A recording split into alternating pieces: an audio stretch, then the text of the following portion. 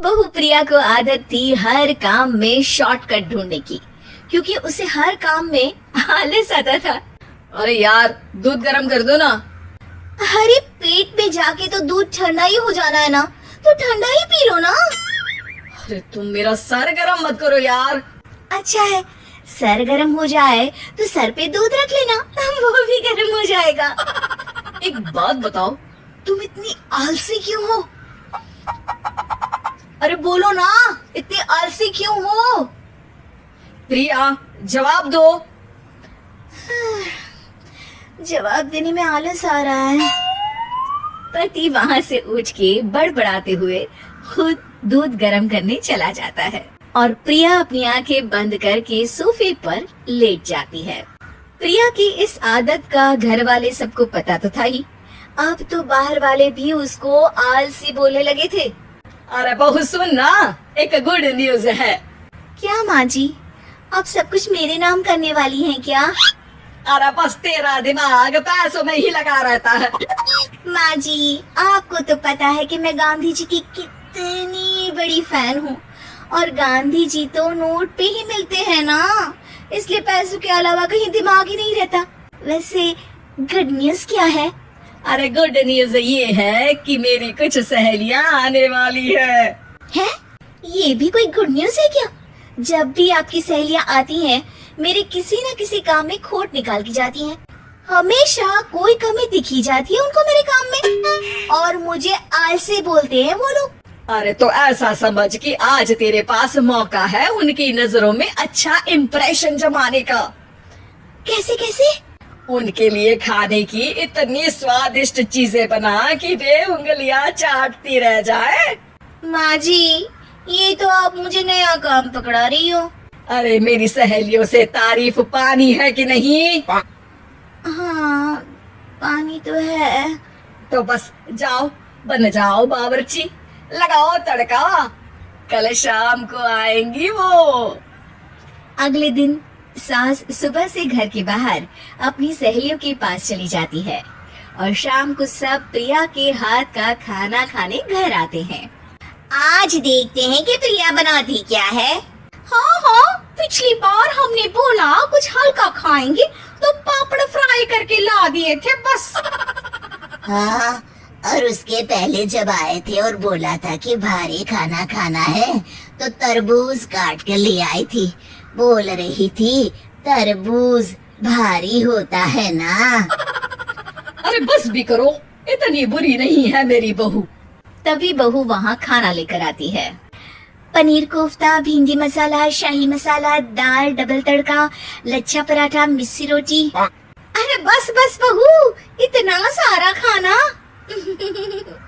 अरे अभी तो और भी है, फ्राइड राइस भी है अभी तो आपके लिए। और हाँ, अरे सूप लाना तो भूल ही गई मैं। अरे लगता है पिछली बार की कमी आज पूरी कर ही देगी बहू। हाँ, आप खाइए तो।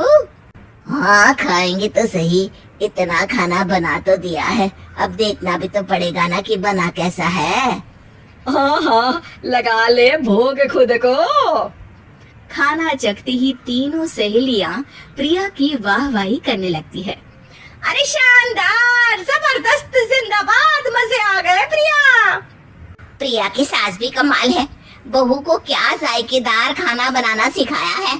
अरे मान गए भाई, इतना अच्छा खाना तो हम में से किसी की बहू नहीं बनाती, और हम भी नहीं बनाते, झूठ क्यों बोले।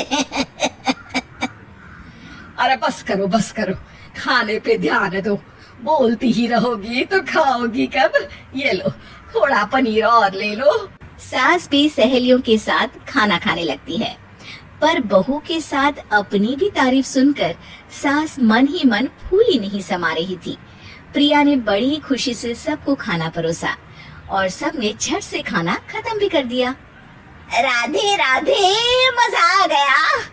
और थक गई खाना खाते खाते, अब बस बिस्तर लग जाए मेरा।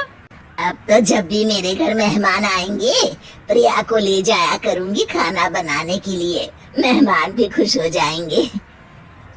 सास खुश है कि प्रिया की इमेज अपनी सहेलियों के सामने काफी सुधर गई है।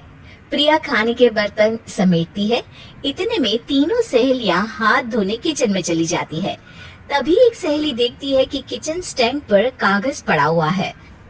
वो सोचती है कि कागज को डस्टबिन में डाल दे। जैसे ही वो उसे उठाती है तो देखती ही रह जाती है। दरअसल वो एक बिल है जिसमें वो सारी चीजें लिखी है जो उन्होंने अभी अभी खाई है। वो चुपचाप बिल उठाकर बाहर आ जाती है और उसके पीछे बाकी दो सहेलियां भी आती है। प्रिया, खाना अच्छा बनाया था। सच कहूँ तो बहुत अच्छा बनाया था। थैंक यू, बहुत अच्छा लगा सुन के। हाँ, पर जिसने बनाया वो इतनी तारीफ सुनता तो उसे और भी अच्छा लगता। क्या मतलब? ये बिल देखो, तुम्हारी बहू ने ऑनलाइन ऑर्डर किया था खाना। अरे तारीफ तो आज की ही है ना? हाँ, आज की ही है। प्रिया, ये सब सही है क्या? प्रिया अपना सर झुका लेती है।